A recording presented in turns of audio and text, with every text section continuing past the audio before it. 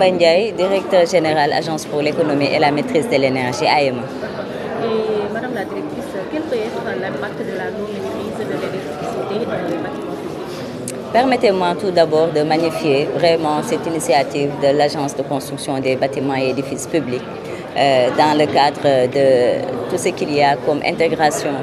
de l'efficacité énergétique dans la construction des bâtiments, édifices, infrastructures de l'État. Et par rapport à cela, je pense que c'est une haute priorité des autorités sénégalaises et des orientations très claires ont été données dans ce sens depuis quelque temps. Et l'AEME, l'Agence pour la maîtrise de l'énergie, avec l'ACPEP, dans le cadre du partenariat qui vient d'être mis en place officiellement, vont vraiment conjuguer leurs efforts, leurs moyens, leur expertise pour arriver à matérialiser pleinement cette vision-là dans le cadre de l'exploitation, mais aussi bien avant dans le cadre de la construction de tout ce qu'il y a comme bâtiments et édifices au niveau national. Le Sénégal tend vers la industrialisation qui est massive avec les nouvelles autorités. Maintenant, comment conjuguer l'effort déjà d'économiser de l'énergie, mais aussi d'enclencher cette procédure d'industrialisation si forte dans les bâtiments? Oui, l'économie d'énergie, vous savez, c'est un processus qui ne s'arrête jamais,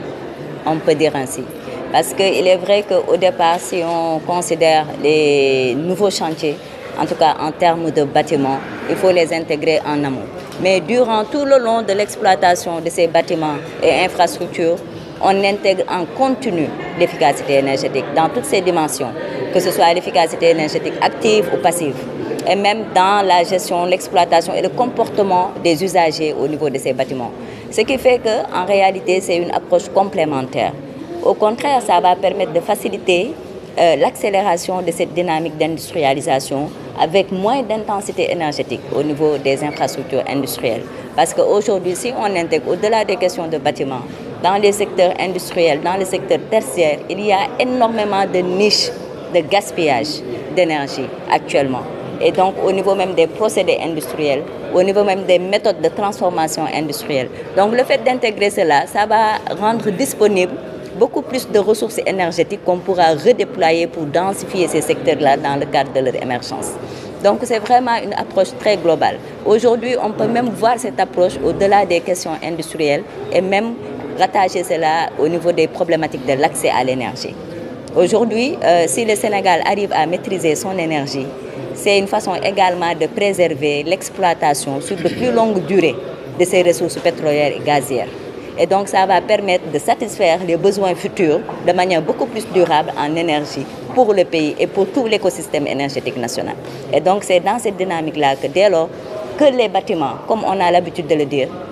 certes, on est entouré de bâtiments déjà construits, mais il faut noter que la plupart des bâtiments ne sont pas encore sortis de terre. Donc, le travail, c'est à deux niveaux. Le premier niveau, c'est ce stock actuel qu'il faut remettre à niveau,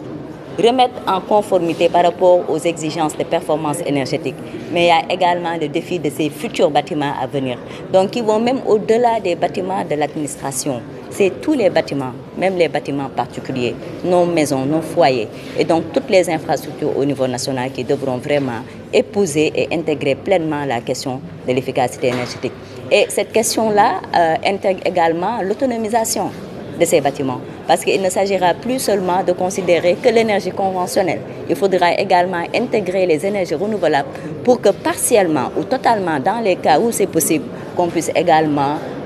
soulager ce qu'on tire du réseau électrique conventionnel pour pouvoir mieux répondre et satisfaire aux besoins de ces bâtiments à moindre coût.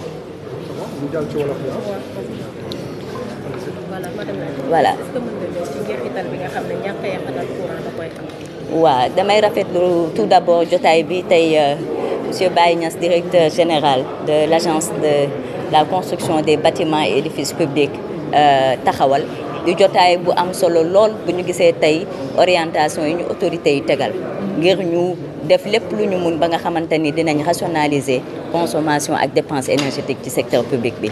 Donc tey yaakaar naa au-delà même du secteur public problématique bâtiment yi dafa yaatu ci Sénégal parce que tey bu ñu koy adressé bâtiment yëpp lay doon ndaxte dañu seetlu ne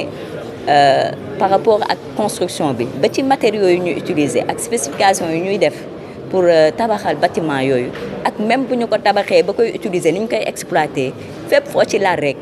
am na maanaam ay jéego yu ñu ci mën a teg ba nga xamante ni dinañ yaxanal donc nag loolu mooy tey objectif bi ba nga xamante ni dès le départ ñu intégrer jéego yooyu yëpp normes yi spécifications yi bonnes pratiques yi ba nga xamante ni dinañ jébbal ëllëg sénégalais yi état bi ay bâtiments yoo xamante ni dañoo mucc ayib ci wàllum énergie. donc liggéey boobu nag tey jii convention bi ñu taxawal AEMA ak ACBEP dinañu permettre ba nga xamante ni dinañ doolalante boole suñuy moyens suñuy force ak suñuy expertise pour gën a mën a répondre aux attentes des autorités par rapport ak question yooyu. autorités yu bees yu Sénégal daal di dëgg lu ñuy wax industrialisation. est-ce que aujourd'hui naka la ñu mën a def ba méngale yaxanal mais aussi processus bi nga xamante ni dañuy dem ci industrialisation bi. waaw loolu industrie sax de daanaka yaakaar naa potentiel économique bi fa am dafa jéggi dayoo te c'est très sous-exploité au Sénégal donc tey boo xoolee AEMA ci li muy liggéey moom secteur yëpp lay laaj muy bâtiment yi muy administration yi ba ci industrie yi donc tey dynamique d'industrialisation boobu bu ñu ko bëggee gën a jëmmal gën a maîtriser besoins futurs énergétiques yi muy laal loolu dafay méngoo ak obligation dès maintenant que ñu def rattrapage boobu en matière d'efficacité énergétique accompagner industrie yi ba nga xamante ni à travers des programmes des solutions technologiques très connues boo xamante ni vraiment ñëpp xam nañ ko ñëpp mën nañ see jot accompagner leen ba nga xamante ni ñoom ci seen bopp dinañ dem dans ce sens là donc loolu dina tax ba tey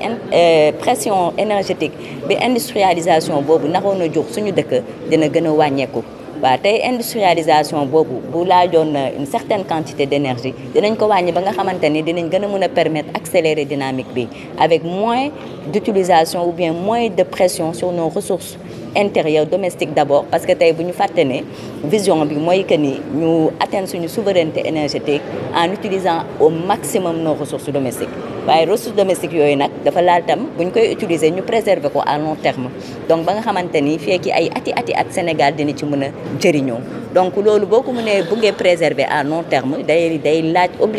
obligatoirement nga intégrer dès maintenant ci utilisation bi efficacité énergétique ba nga xamante ni daal